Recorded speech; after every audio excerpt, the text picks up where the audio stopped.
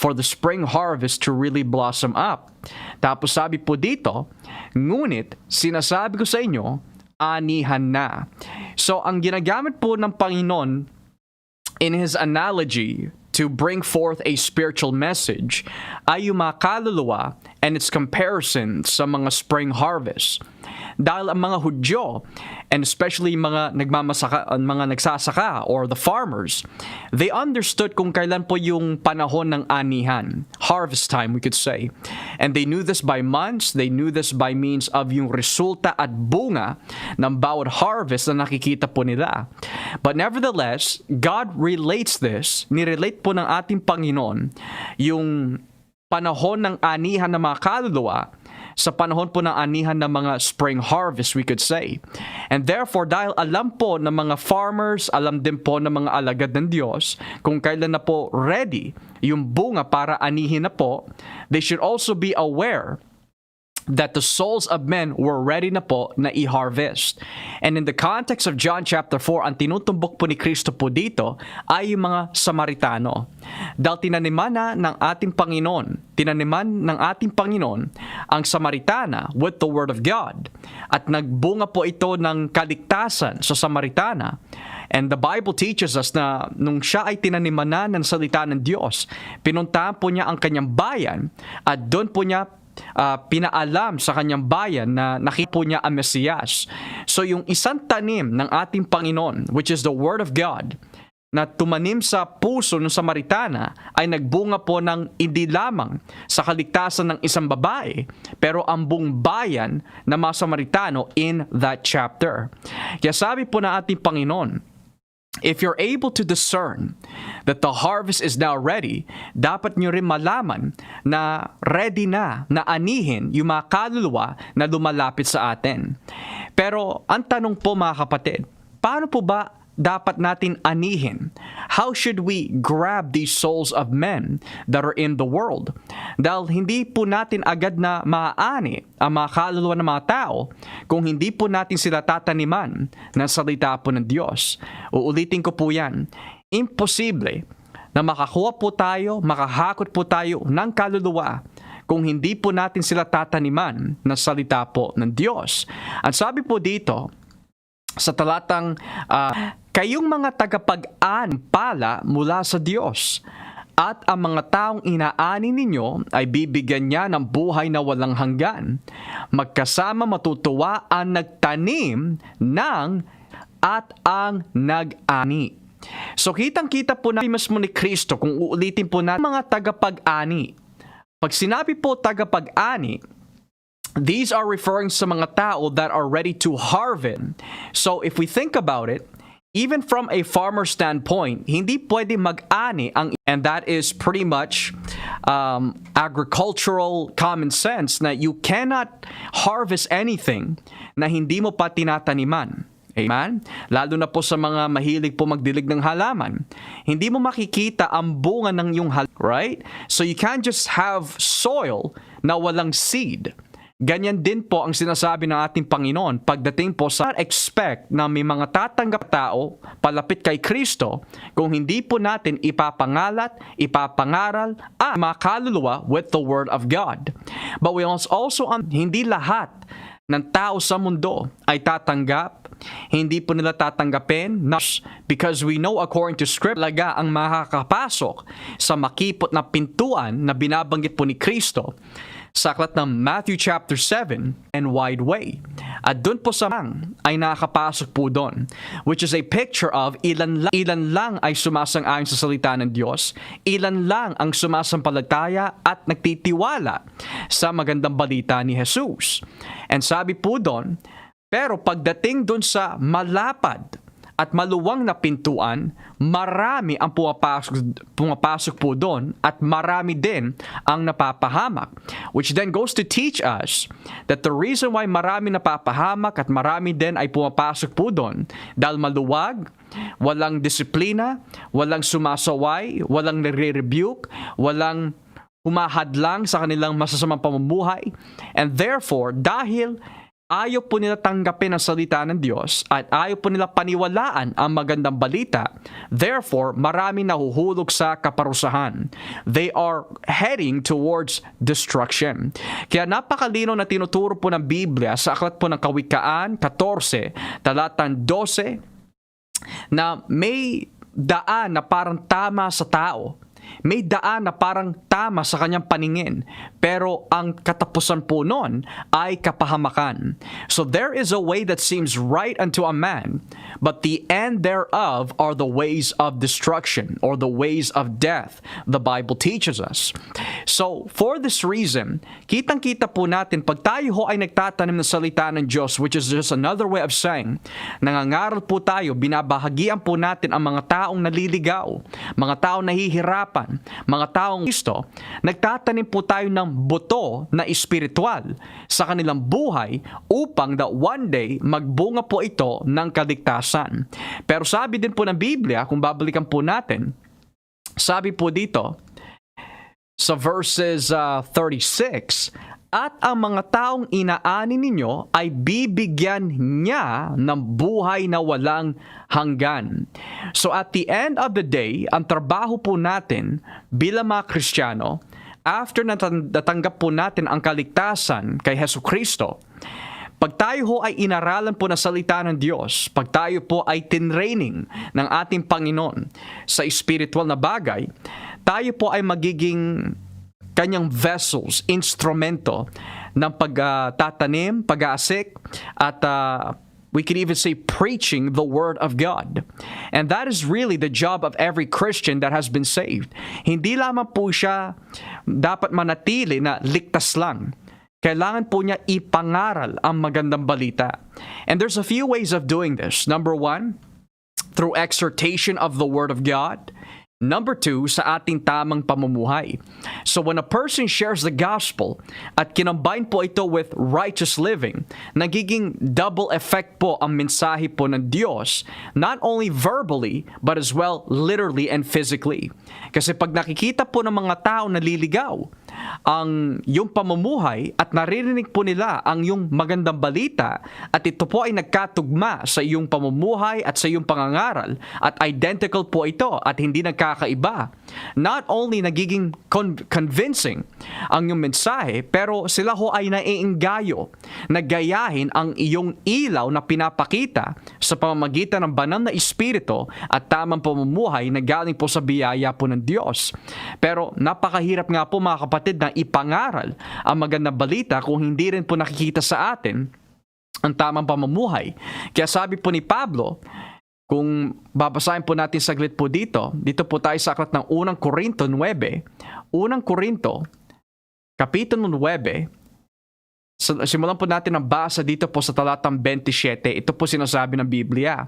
1 Corinto 9, versikulo 27. Dinidisiplina ko ang aking katawan at sinusupil ko ang masasamang pagdanasan nito dahil baka pagkatapos kong ipangaral ang magandang balita sa iba, ay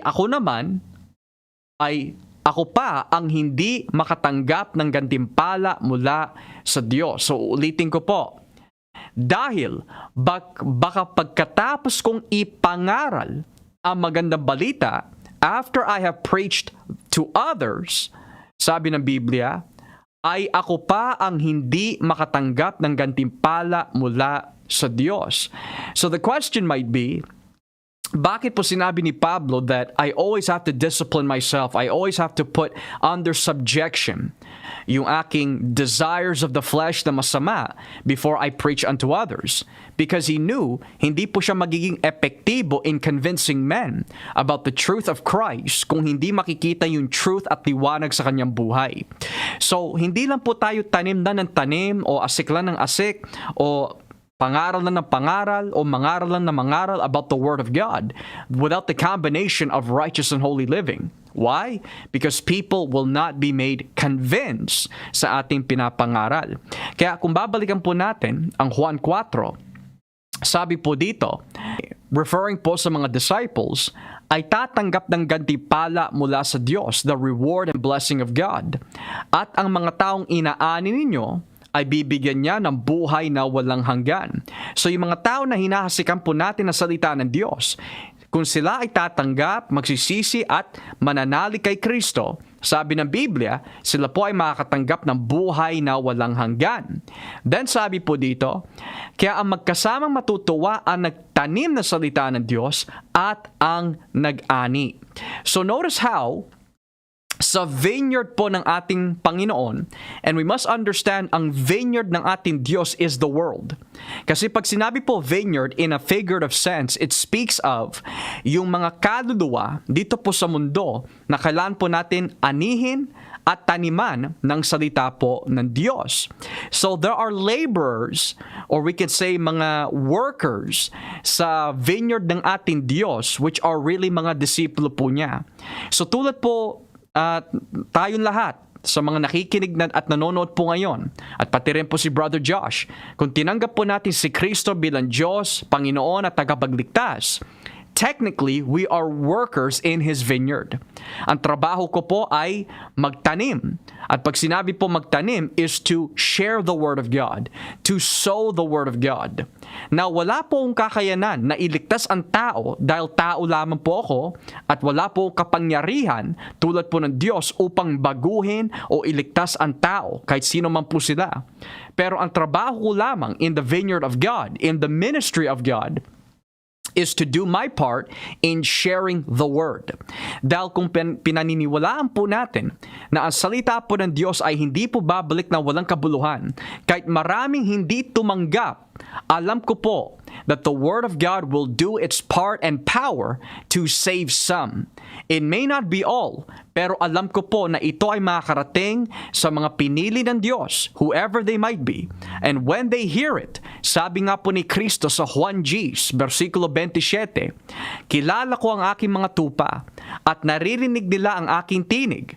At yung mga tupa ko nakakarinig ng aking tinig ay sila naman ay sumusunod sa akin. My sheep, ang aking tupa, ay narinig nila ang aking tinig at sila ay sumusunod sa akin. So hindi lahat susunod, hindi lahat tatanggap, pero alam ko po na once na pinangaral ang magandang balita ni Cristo Jesus, ang Kristo na pinako sa krus, ito ay hindi pwede bumalik na walang kabuluhan. Ito ay titimo sa puso ng mga pinili ng Diyos, whoever they might be all around the world. At pag ito ay tumimo sa puso ng mga elect of God, sila naman po ay dadalhin kay Kristo. Kaya sabi po ng Panginoon 37 hanggang 44 na ang lahat ng binibigay ng Ama kay Kristo, hindi tatanggihin ni Cristo Jesus ang mga nilapit ng Ama sa Kanya. Which is to say, ang lahat ng lumalapit kay Kristo, ang lahat ng tupa na nakikinig sa Kanyang mga salita, bibigyan po niya ng buhay na walang hanggan. So, uulitin ko po, sabi po niya dito, at ang mga taong inaani ninyo ay bibigyan niya ng buhay na walang hanggan. Now, ikumpara po naman natin dito po sa aklat ng Juan Kapitulo 10, talatang 27 hanggang 29. Buksan po natin ating Biblis, 27. Nakikinig sa akin ang aking mga tupa. Kilala ko sila at sumusunod sila sa akin. Binibigyan ko sila ng buhay na walang hanggan.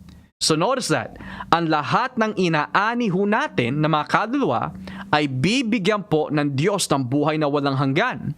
So sino po ang aanihin po natin? Yung mga tumanggap. At sino po ba yung mga tumanggap? Sabi po dito sa 27, nakikinig sa akin ang aking mga tupa. So pag tupa, ano po ba ang traits ng isang tupa? Sabi ng Biblia, sila ay sumusunod sa akin. So ang sumusunod, ang tumatanggap, ang nagpapasakop, nagsisisi at nagtiwala sa magandang balita ni Jesus, sabi po sa 28, bibigyan ng ating Panginoon ng buhay na walang hanggan ang mga sumusunod kay Jesus.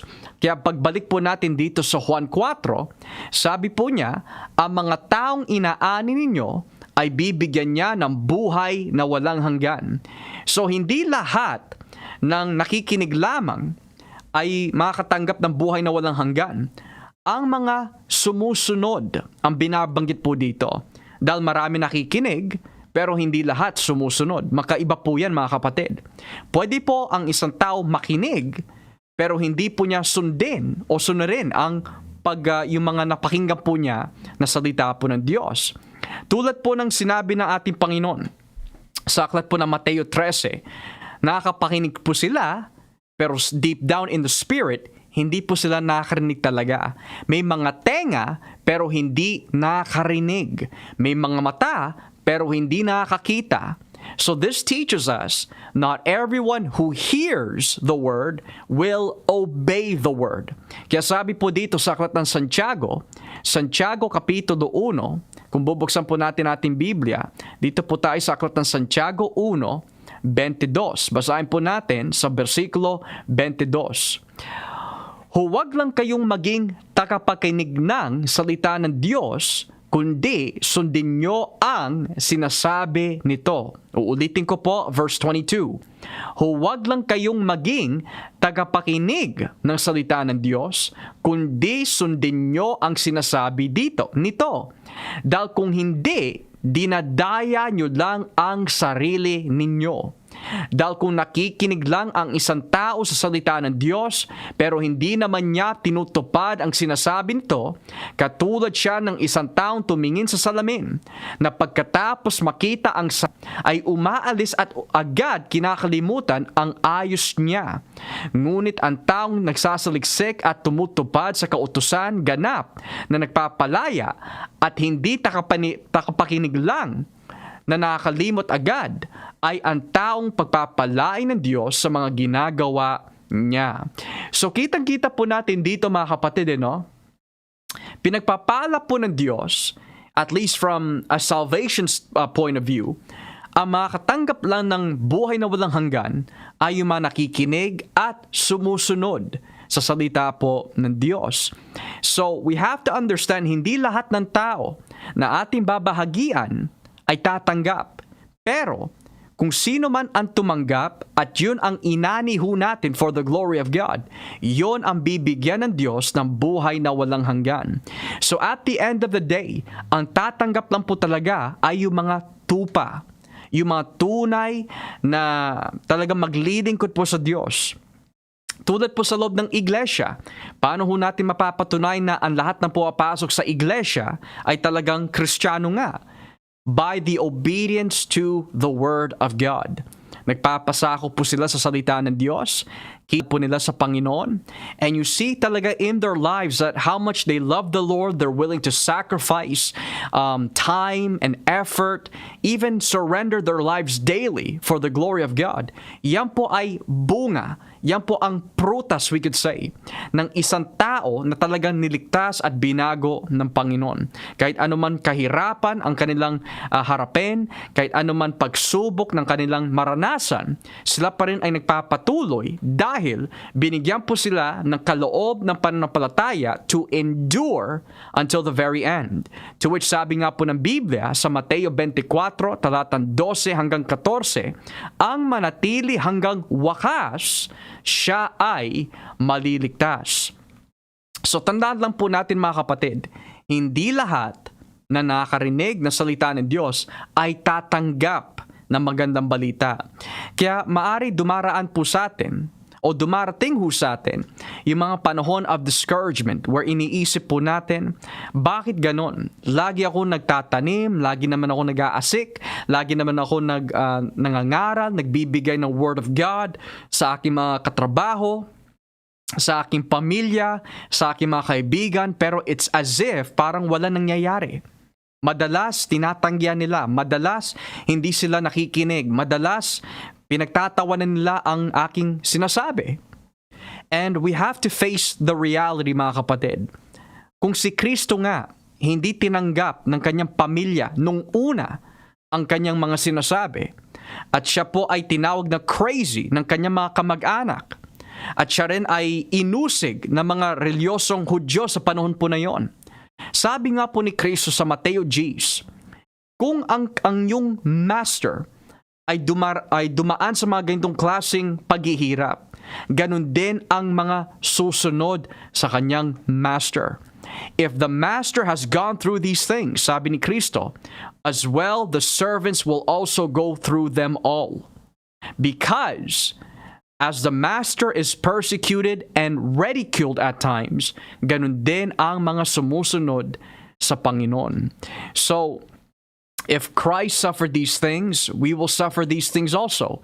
If Christ suffered mockery, if Christ suffered hardship, ganun din po tayo mga kapatid. Matter of fact, sabi nga po dito, sa aklat ng ikalawang Timoteo, here in the book of 2 Timothy, Kapitulo 3, simulan po natin ang basa dito po sa talatang 12. Ang sabi po dito, ang totoo, lahat na nagnanais mamuhay ng matuwid bilang tagasunod ni Cristo Jesus ay daranas ng pag-uusig. Uulitin ko po mga kapatid, no? Ang totoo, lahat na nagnanais mamuhay ng matuwid bilang tagasunod ni Cristo Jesus ay daranas ng pag-uusig.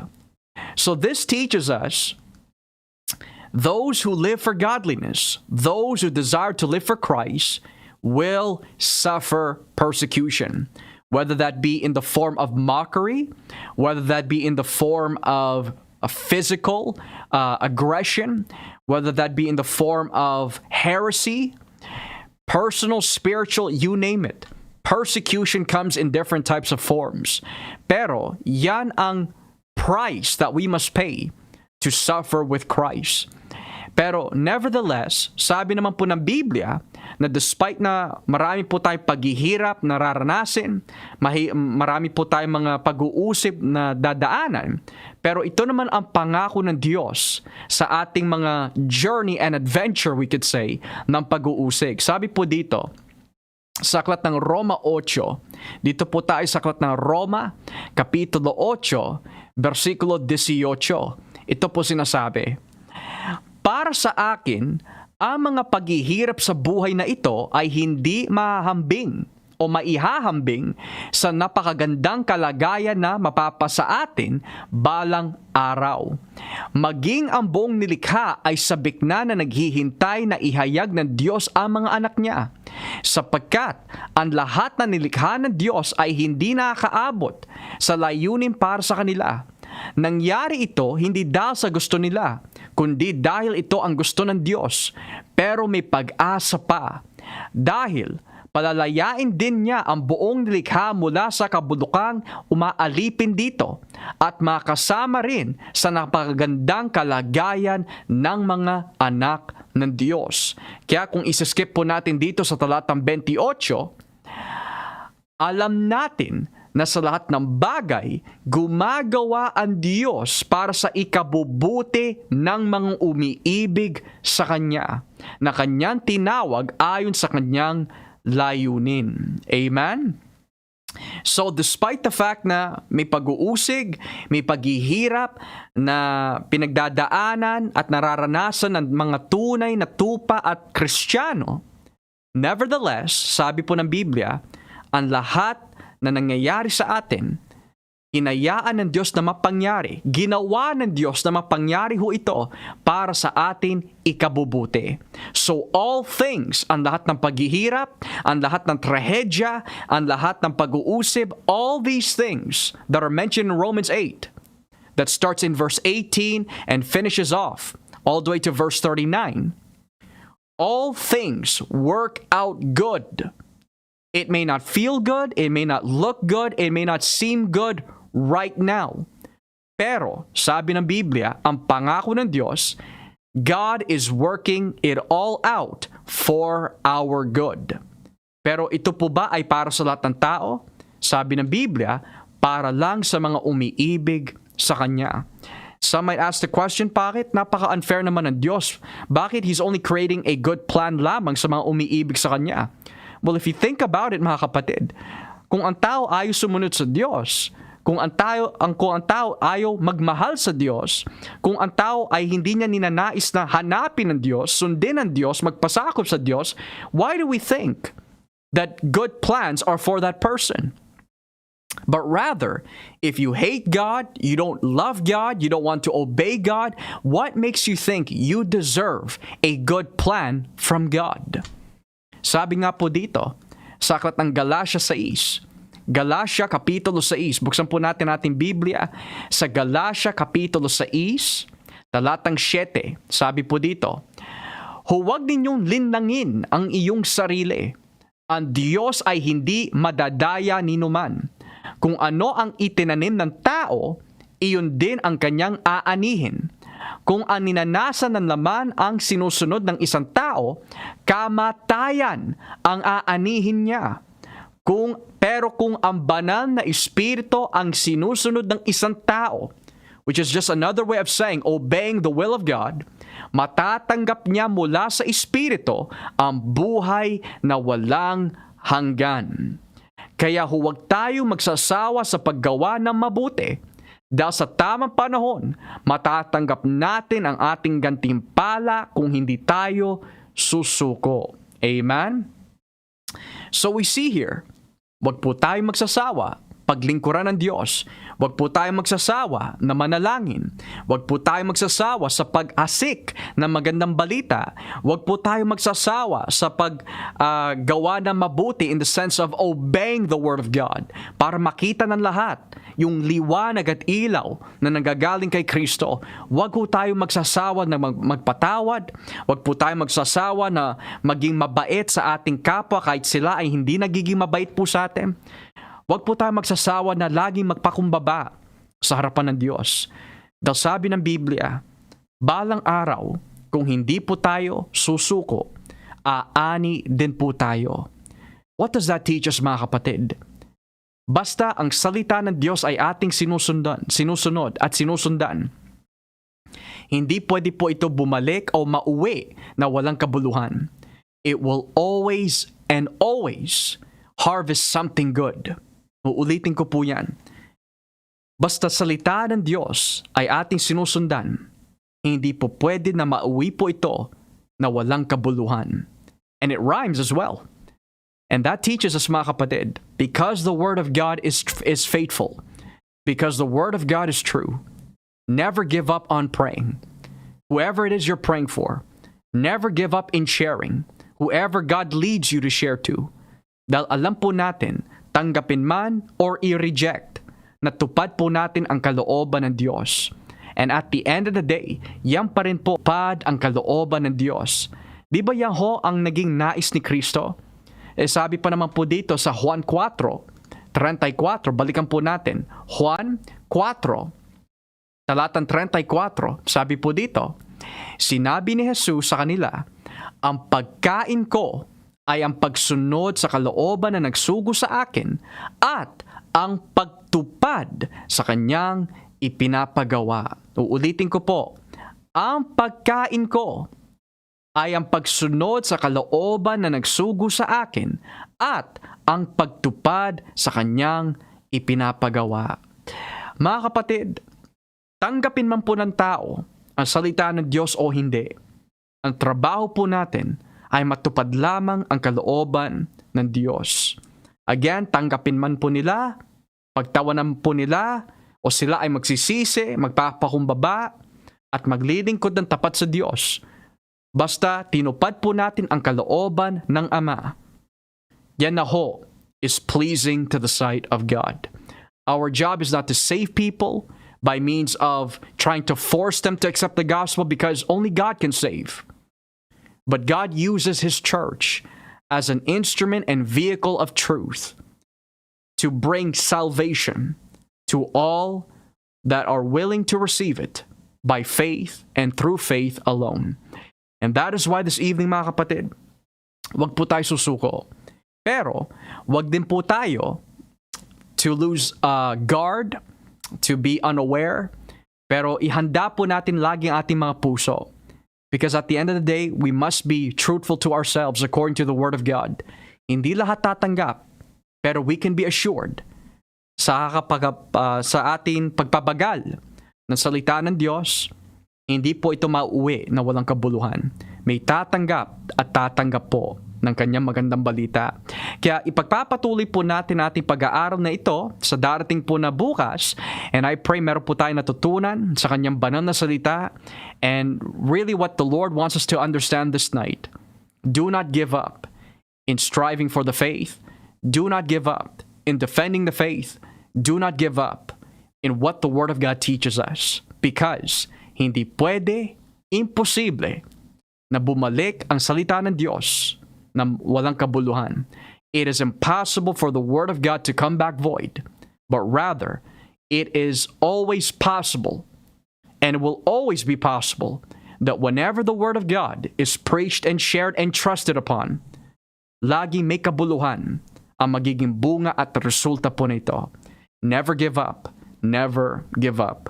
Ako po ang inyong lingkod na si Pastor Joshua Olivares from the Christ-Centered Worship Church dito po sa Winnipeg, Manitoba. Huwag po tayo magsasawa, huwag po tayo magsusuko, huwag po tayo susuko sa anumang bagay na makadiyos, sapagkat alam po natin, mauuwi po ito na may kabuluhan, sapagkat si Hesus Cristo ay Diyos.